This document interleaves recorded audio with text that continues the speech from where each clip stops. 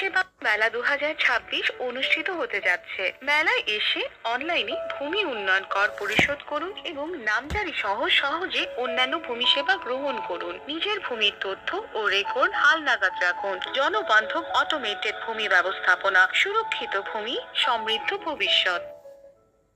ভূমি মন্ত্রণালয়ে আপনাকে স্বাগতম। ভূমি সেবা প্রতিনিধির সাথে কথা বলতে এক চাপুন। নামজারি। সবকটি লাইন এখন ব্যস্ত আছে, অনুগ্রহ করে অপেক্ষা করুন।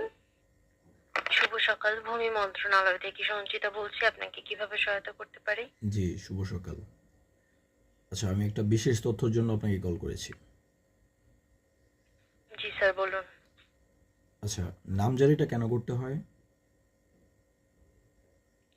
স্যার, নামজারি করার প্রয়োজন রয়েছে যখন আপনি আপনার জমির মালিকানা অন্য একজনকে হস্তান্তর করতে চান তখন। আচ্ছা, আমার তো দলিল আছে, তাহলে আমি নামজারি করব কেন? স্যার, আপনার মালিক যে আপনি ওই জমির মালিক এই বিষয়ে স্যার আপনি নামজারি করতে পারেন। মানে নামজারি করলে আমার লাভ কি? স্যার, আপনি কি জানতে চাচ্ছেন যে আপনার দলিল রয়েছে, এখন আপনি নামজারি করবেন কি না? জি, জি, জি স্যার, সময় দিয়ে সাথেই থাকুন, তথ্যটি অনুসন্ধান করছি। জি।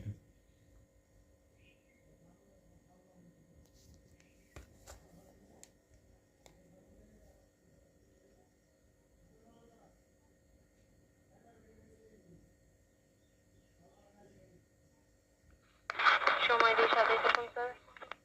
ঠিক আছে। মানে আমি নামজারি করব কিনা এটার জন্য এত সময় লাগে?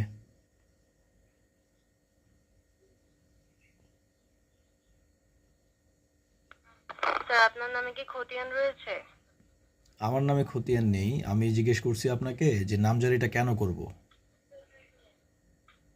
জি স্যার, সময় দিয়ে সাথেই থাকুন।